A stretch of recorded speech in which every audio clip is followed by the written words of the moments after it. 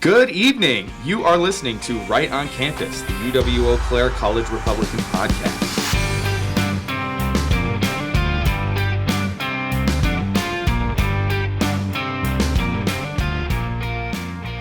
Good evening. You're listening to Right on Campus, the UW-Eau Claire College Republicans podcast. Good evening. You're listening to Right on Campus, the UW-Eau Claire College Republicans podcast.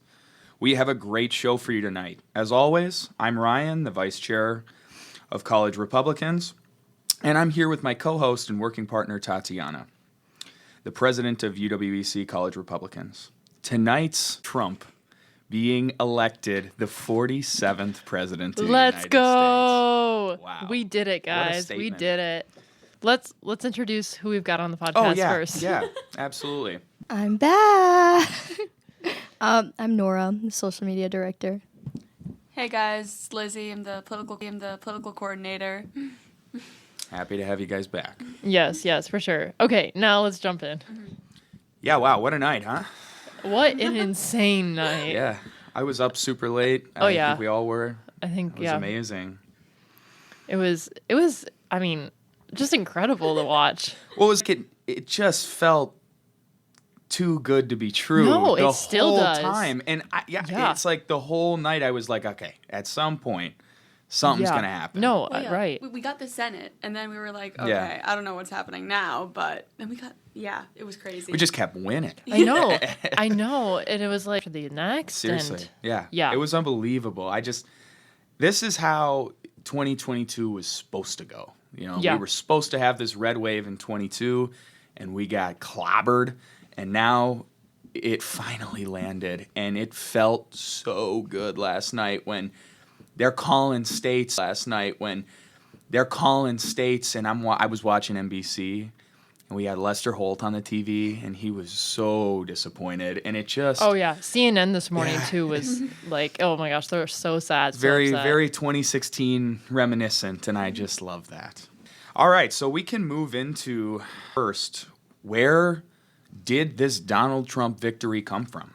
And so Donald Trump's path to victory, actually, funny enough, the keystone for him was the Keystone State of Pennsylvania. Yep. Yeah, that state, I didn't expect that one. Yeah. I was 50.6% to Kamala 48.4. Dang. Mm-hmm. Dang. Big win.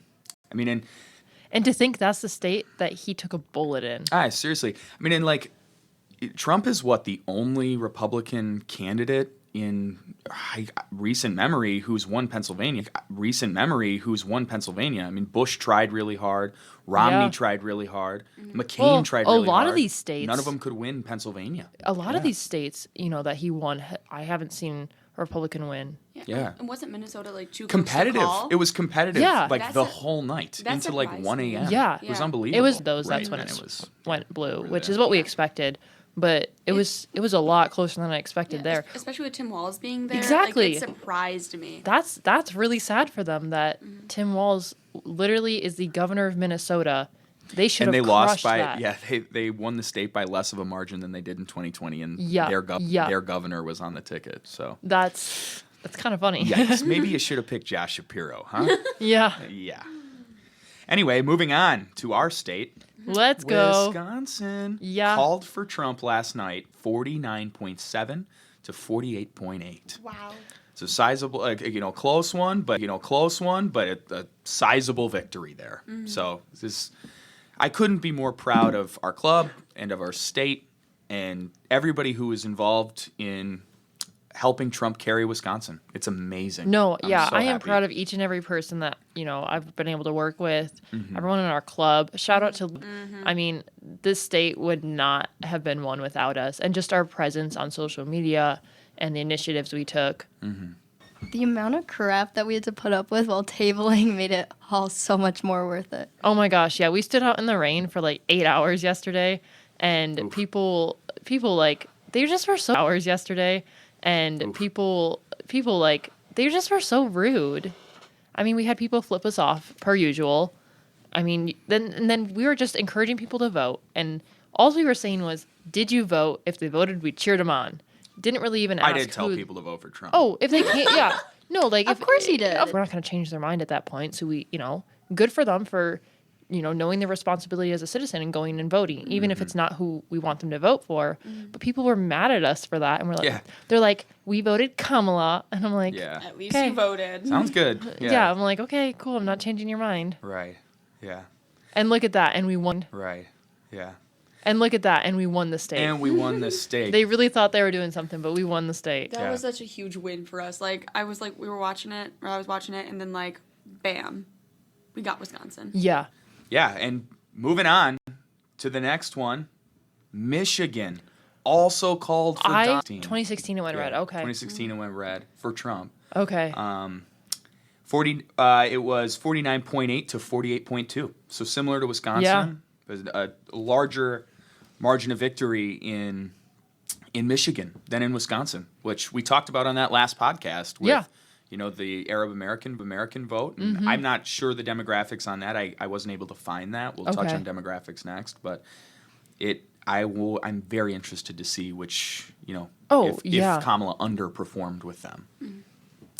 Georgia called last night for Trump. This is a serious victory. Oh, yeah. 50.7 to 48.5. For Trump, this is a serious victory. Oh, yeah. 50.7 to 48.5. And this one is another one it's just, you win Georgia, you win Pennsylvania, you just need two. You need two of any of these states, and he won all of the ones we're about to mention. So. Yeah. No, literally. He just literally swept the floor. Yeah. Yeah, right. And then the floor. Yeah. Yeah, right. And then North Carolina also called for Trump last night. That was one of the first ones called, One of the very first ones called, 51.1% to 47.7. And the interesting thing was it was a split ticket. So their governor, Robinson, this guy with all this baggage, he's got all these issues that were found, murked. Like, he got destroyed by the other guy. I forgot his name. But, I mean, they called that governor's race right away. And then they were also pretty quick to call Trump winning. So it's just amazing how some states, they'll split and... Yeah. Like take our state, for example, like Baldwin won, but Trump carried. So, like take our state, for example, like Baldwin won, but Trump carried. So yeah, exactly. Yeah, no, that's what a swing state is, right? Right. Mm-hmm. Yeah. All right, and then what we're still waiting on is going to be Arizona and Nevada, which I think are going to go red. I mean, they're leaning red. They're really, especially Nevada. Arizona 60-something% in as of right now. Last I looked, at least. Yeah, it was like 61% or something. Yeah. Right now, the total sits at 292 electoral votes for Trump.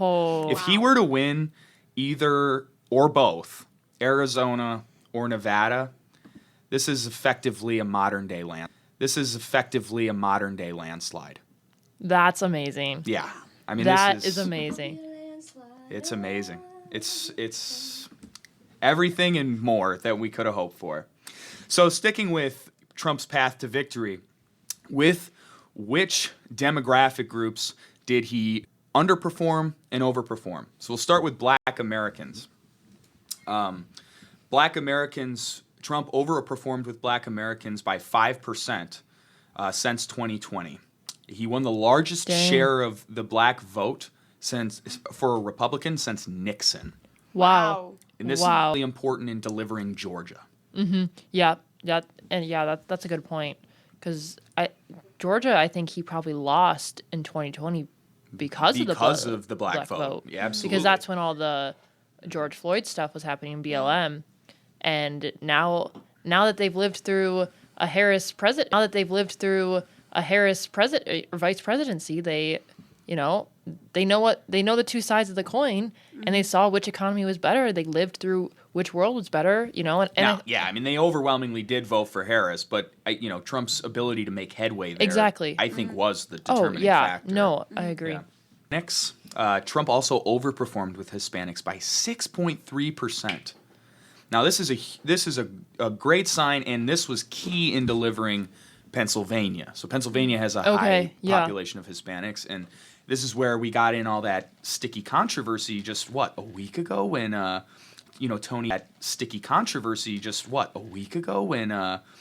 Tony Hinchcliffe, the comedian guy, when he made that Puerto Rican garbage comment or whatever. I mean, they were doing victory laps. They thought that was the clinch point. No, they really thought they were going to get Pennsylvania from that. Yeah. But I guess it didn't matter that much. So, I heard that people were showing up to the polls in garbage bags oh, Oh, God. wow. because you can't campaign but a garbage bag. Yeah. I was like, dang. Yeah. And then let's get to his final overperforming demographic, which is white men. He overperformed with white men by 2.1%, 2.1% since 2020. And this was key in delivering the Rust Belt, Wisconsin Yeah. and Michigan. That makes sense. And unfortunately, the only demographic group that Trump underperformed in is white women. I mean, I think we expected that one. Yeah, 1.9% he did worse than he did with white women in 2020. So, Dang. yeah, it's unfortunate, but hey, But, it you didn't know, matter. I think we still definitely, just on campus itself, we've seen more young girls, you know, turning red, coming Republican, and involved with our club. And I think that's always a positive. Like, I don't think this is always the direction that it has to, you know, go. But I think, you know, we can totally switch that at some point. Yeah. Oh, right. Right. So then the next thing we have to talk about is now that Trump's won the election, what can we expect? So, Tatiana, do you want to go ahead and take economic focus if you'd like? Yeah.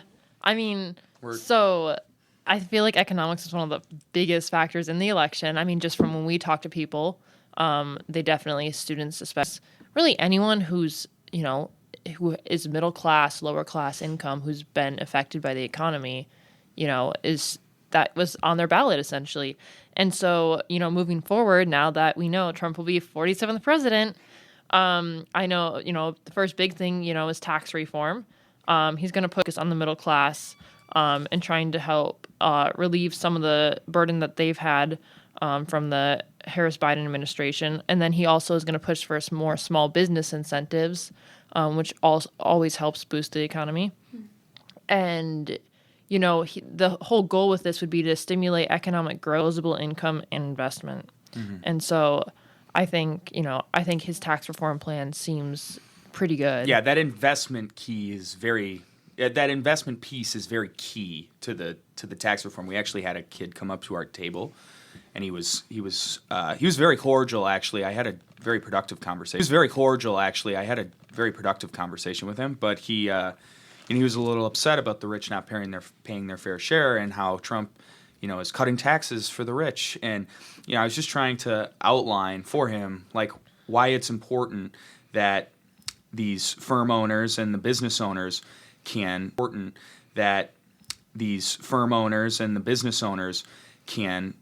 have more money to reinvest in their business, which will inevitably lower prices and help all of us who aren't firm owners and who aren't going to get the big business tax cut. But it is directly applicable to every single person's everyday life if you pay high prices. So. Yeah, and then moving on, you know, there's the deregulation aspect. I think this is something a lot of conservatives are excited for. Heck yeah. Yeah, he wants to reduce regulations on energy, agriculture, and manufacturing industries. And so this could be restrictions, labor restrictions, and overall it's going to reduce business costs and then continue to promote that job growth. And, you know, we've definitely seen people who are worried about the job economy. We just had Dave on our podcast a couple episodes ago, and, you know, he lost his business because of the economy. And so I think that job growth part is going to be really great.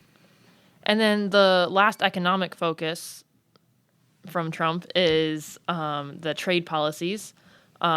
So, you know, his big slogan has always been America first, or second big slogan. First one is Make America Great Again. Yeah. Right. But America first in all his trade policies, and been looking at are the new tariffs or trade agreements that are aimed at reducing dependency on foreign manufacturing in places like China.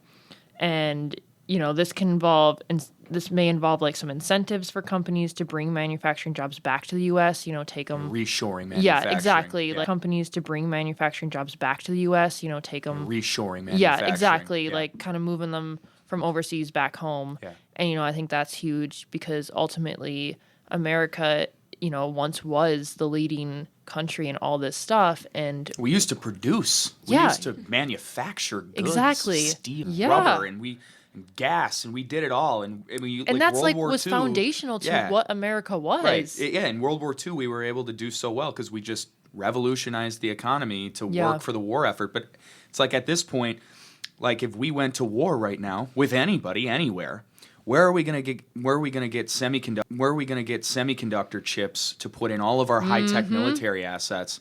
We're gonna get them from Taiwan or China because China's number 2 and Taiwan's number Yep. 1, and so it's vitally important to national security that we reshore the semiconductor chip manufacturing in the event of anything that were to happen, that we can know that we can produce these very important products here in America. Yeah. Yeah, so then one of my favorites, moving on, what can we expect with regard to immigration and border security? Can we get a real border czar down there? Yeah, let's get a serious border czar down there. And a push for additional funding to finally complete the border wall and reinforcing the U.S.-Mexico border. I think we can also expect an increase in resources for Border Patrol. This isn't like just throwing money around, like it'll be put to good use in investing in surveillance technology for the border security. Yeah. And then, with regard to planning on reducing proposals, Trump is planning to reintroduce proposals to shift immigration to a more merit-based system, focusing on skills and employment prospects over this mass family-based visa system that I like that. has flooded Yeah. over this mass family-based visa system that I like that. has flooded Yeah. our country over the last No, 20 years. like I feel like, if you're going to be here, you need to be, be knowledgeable about America and be contributing to America. Help us. Exactly. Yeah. That's you become an American citizen, you need to contribute to Yeah. America. You can't just come take stuff our and welfare. letting you sit at home, Exactly. Yeah. And that's kind of all I have for immigration and border security. I think maybe another huge topic that was on everyone's mind in motivating them to vote for Trump is his foreign policy Yeah. and national defense. Very. Right. Well, and so the first one I have on here is the focus on China. And so Trump could propose, like we talked with the tariffs on China and fighting the theft of American intellectual property, which I don't think a ton of people know about, but the Chinese just steal our Chinese, like fighter jets and drones and all this that's like Iranian and Chinese, and Yeah. it comes from our IP, and it's vitally important again for national security that we protect our secrets Yeah. of No, how exactly. to build effective military weaponry. So, yeah. One more point about China, too, is, Trump's really the reason why there is kind of a bipartisan consensus that China is a problem and needs to be dealt with, in diplomatic means. Yeah. So, No, exactly. in diplomatic means. Yeah. So. No, exactly. Yeah, so with going on from foreign policy, Trump is looking to end the war in Ukraine with a diplomatic focus. Trump's Yeah. been saying that he's going to put an end to the war in Ukraine. That'd be hope. amazing. I That believe would be him. That would be a really great way to start his presidency. Right, it would be. And to calm the tensions in Eastern Europe, it would do wonders for Yeah. the global tensions, and we need it. We need it bad. I feel like that would get people's eye looking here. I feel like that would get people's eye looking here to realize that this is not so bad. Yeah. Yeah. Right. Yeah. And then I think the last one is with regard to Ukraine, we're going to need to reposition U.S. military assets after there's a diplomatic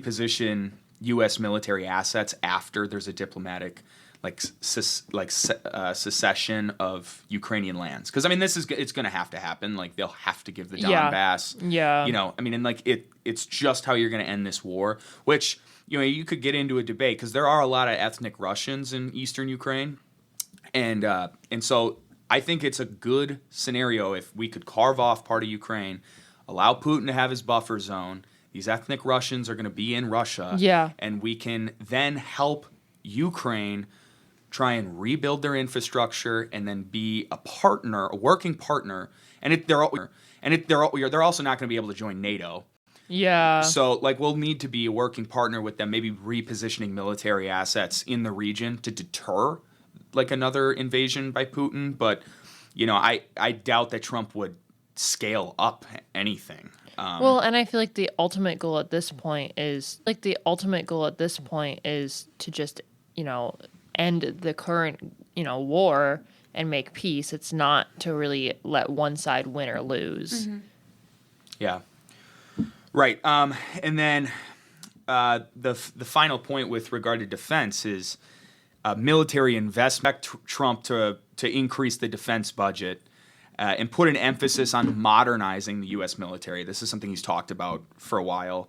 This is gonna mean like bolstering cybersecurity capabilities, looking into artificial intelligence as this new frontier, surveillance technology, and drones are a big thing too now. And so we're gonna see a lot him. Of cool stuff coming. We're gonna see him protect our country, as he should. I mean, I feel like, the president of the United States, his job is to protect our country, and we haven't seen that, in the past 4 years. And I'm really... Key aspect is going to be like a strategic withdrawal from the Middle East after we can calm tensions between Iran and Israel. 2016, Trump ran on ending the forever wars in the Middle East. And although Trump strongly supports Israel, he most likely will look to calm tensions and then withdraw. Supports Israel, he most likely will look to calm tensions and then withdraw troops while pursuing diplomatic solutions. Well, and I think one of the things that makes Trump so great about when it comes to foreign affairs is his business-like mindset, and also just his presence. There's some respect there. I mean, he's in office. Absolutely. Like, he's not a president you want to mess with. Mm-hmm. And, foreign leaders genuinely respect him. Yeah. And that is so important. And, I mean, that's why we got into this whole situation with, Israel, is we have a leader that is not respected, that can be walked all over. Mm-hmm. And so I think having Trump back in office is really going to change that. Mm-hmm. Yeah, and then moving on to our last what to expect is energy and environmental policy. Trump's ran on energy independence forever, and Trump's going to push for a greater energy independence by boosting domestic oil and gas production through gas prices are going to go down. New oil and gas leases, cutting regulation on energy exploration. And then it'll also, he'll probably incentivize coal production. So, that's what I got for the outlook. Now I think we would love to talk about the reactions from the way that campus sounded like and Trump. the country. Love. Oh yeah? Maybe I'm becoming him. So Lizzie and Nora, if you guys just wanted to start with like the student reaction to this.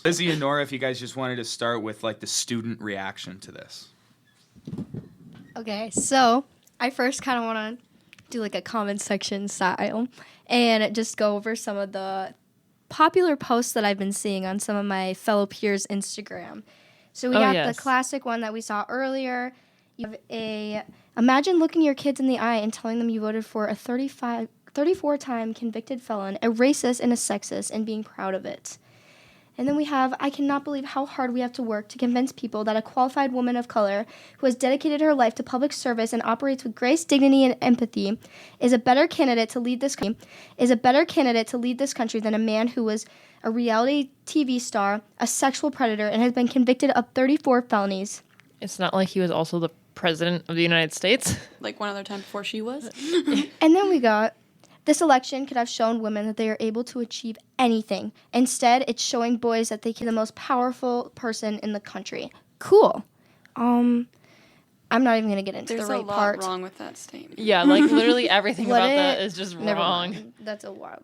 Anyways, and then we, of course, on Snapchat, we have the election processing space for the LGBTQ Oh, yep. students. When Wednesday, November 6th. So when this podcast comes out, sorry you missed it. And where Centennial Hall 11614 need a space to process the results of our upcoming election. Come join our LGBTQIA staff and faculty as we support each other on our campus community post-election day. Really? Even if Kamala won, like, I wouldn't need a safe space to, like, I would just be like, well, that cry? sucks. Yeah. Things are going to be more expensive, but I'm still going to go to class and I'm No, going to live life, exactly. because what is an 18-year-old girl, college student, going to do about it? Nothing. I would still hope the best for her because she, like, if she was going to win, I would want best for our country, like, option. But if she won, we're still going to hope the best. Yeah, exactly. Yeah. I'm going to hope that she makes the right choice, even though I don't really know what her choices are since she never really came out and said what she was going to do. No, exactly. Yeah, and I think like the reaction is just so dramatic. Like they It is act really like drama, and I'm not trying. dramatic. Like they It is act really like, drama, and I'm not trying to be like come off as someone who's like homophobic or whatever, but it's just like, okay, people, relax a little bit. If we could even go back for, like, one thing, when you were saying how girl was upset because women can't do anything now, the fact that a woman could even run for presidency says a whole lot from where we That's a came great from. point. Yeah, that is a very good point. Twice. Exactly. Twice. So that just proves that, yes, women can do this. Like, women can do this. Yeah, she lost. And she was fairly. vice president. Yeah. Yeah, she was vice president. And yeah, also, it shouldn't matter that she's a woman. It shouldn't matter she's a woman of color. It should matter. We're voting for someone who can run our country, and our country is a business, and Donald Trump is a businessman. Well, I would actually strongly disagree with you on that. Really? Yeah. The country it's a nation made up of people with specific interests, and a business is profit motivated.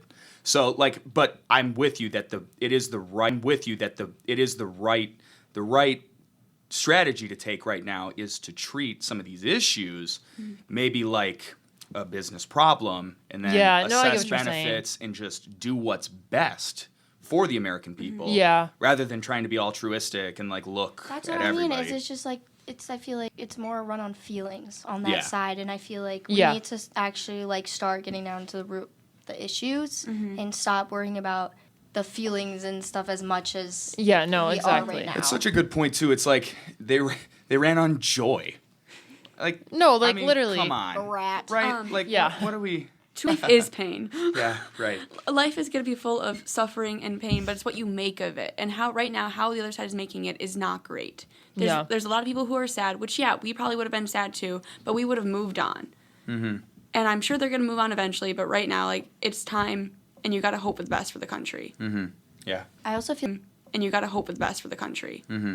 Yeah. I also feel like I was like actually so prepared for her to win that I just like probably wasn't gonna really have a reaction. No, I really thought she was me gonna win, too. and I really was I just was like, so shocked. whatever. I mean, we did what we could, but Yeah, it is what it is. Yeah. Trump came through. I was really sure Kamala was going to win. I was sure Harris was going to win at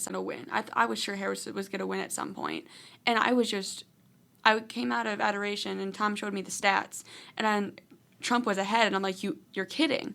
Yeah, and I was like, I didn't want to get my hopes up, and I think a lot of us were like, is it gonna switch? When's it gonna flip? Like, what's going on? And then swing states, not just one, not just two, but Most of them. pretty much, almost all could of them. be all of them if Yeah. the Arizona and Nevada fall for Trump. Yeah. Yeah. Well, it also just says something about Harris's campaign as well, because that means she probably didn't put enough focus on the swing states then, where she probably should have. Well, and it just shows that the American people don't stand for her policies. That's Yeah. true, yeah. The American people have spoken. Mm-hmm. They do not want Kamala Harris as their president. People can go around and they can cry about it and they can be upset, but this is what the majority of the country. Kamala in office, I would respect that. And be Yeah. like, the majority's spoken. They We, want, and we've done that before, and we've had past presidents that I didn't agree with. Biden.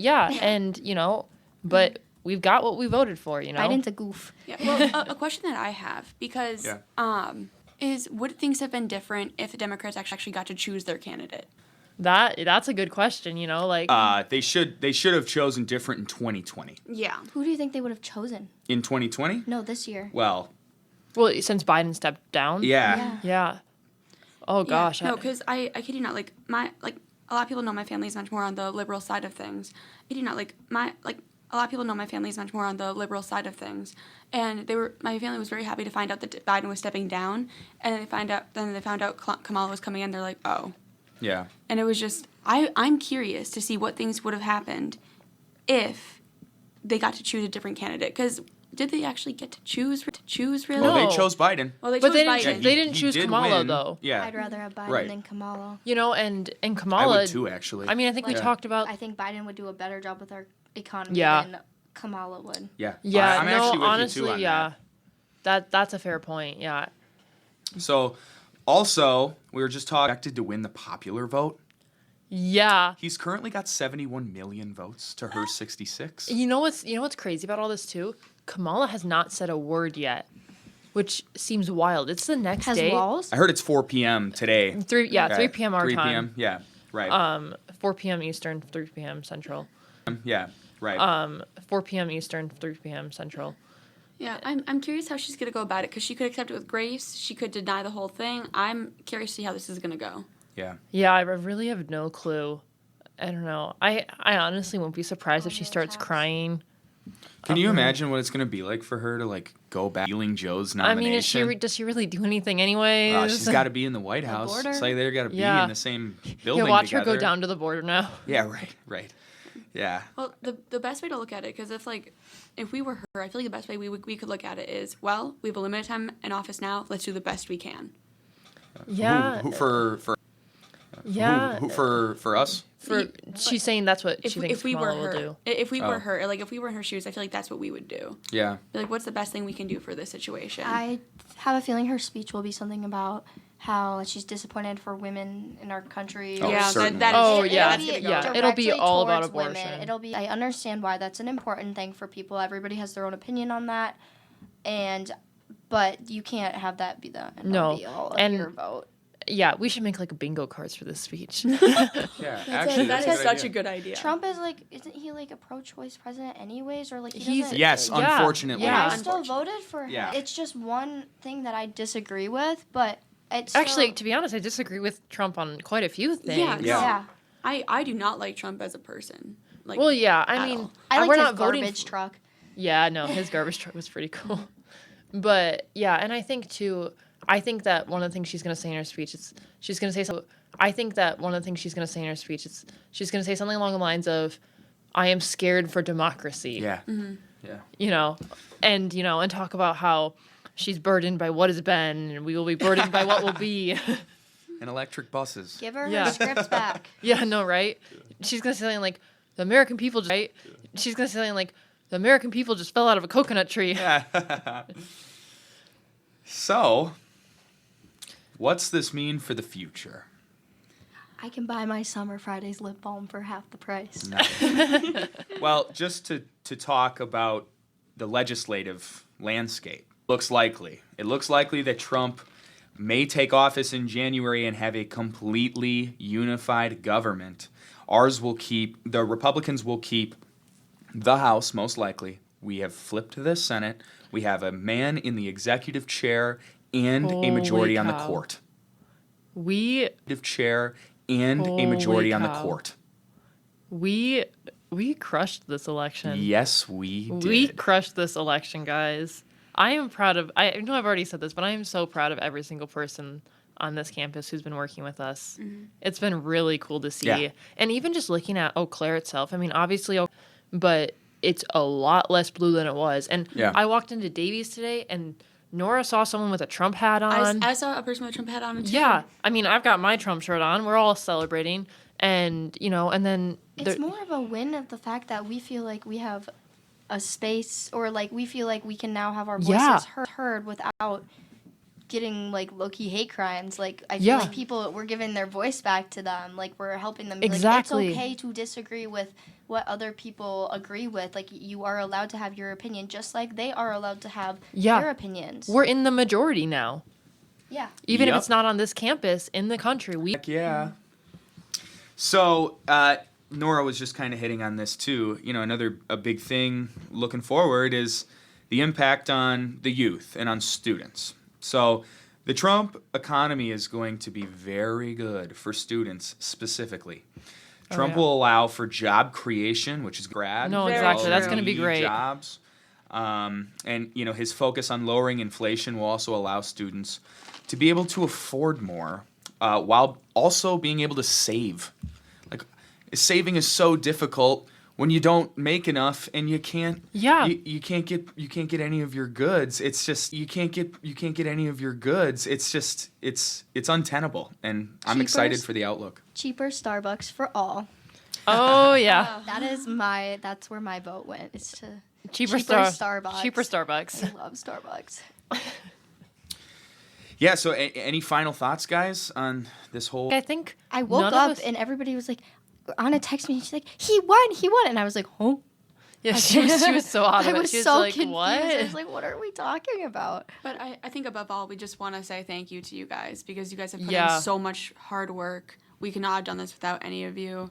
Yeah, no, like literally every single Any of you. Yeah, no, like literally every single person in our club, and not even our club, just anyone who listens and, you know, has been involved, whether it's just speaking your mind, going out and voting, you know, whatever you've been doing is absolutely amazing. And like a shout out to those people who came out and tabled with us yesterday because we stood in that rain for 8 hours. Pouring rain. It was Yeah. pouring rain, standing out there, cheering people on for voting, being civil, dealing with people flipping you off, you know, like it wasn't easy.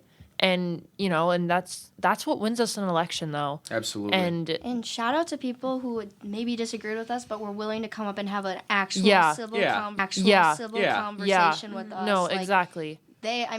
Even college Gems, they were putting out. They were doing work too, and so just Yeah. shout out to everybody with this whole election thing. Like, Well, yeah, you know, exactly. And we had some great conversations with people who did disagree. You know, we had some people who came up and talked with us, you know, about, you know, I'm voting Kamala, but I'm not sure who I'm voting for the rest of the ticket. Let me hear your opinion. Really? And ended up voting red for, you know, some of the ticket. Wow. And, you know, I think that's always a great thing because we're open to conversations. Absolutely. And we're open to talk with anyone who does disagree with us, you know, and anyone who's listening who wants to, you know, come talk to us, you know, leave a comment and we'll reach out to you. Yeah. And, you know, we'll definitely have that conversation. We're more than willing to. Anyway, that's my long way of saying thank you, everyone. Yeah. We appreciate you. Well, great. Thanks for listening tonight. If you're interested in learning more about UWEC College Republicans, come to our meetings on Monday night. Come to our meetings on Monday nights in Centennial 1704 at 7 p.m. Please be sure to like, comment, and subscribe if you're watching on YouTube, and favorite and share if you're listening on Spotify. Thank you, and we'll see you next week where we will be covering current events. Have a great night. Thank you, and life as a conservative on campus. Follow us on Instagram and Facebook at UWEC College Republicans. Have a great night, and see you next time.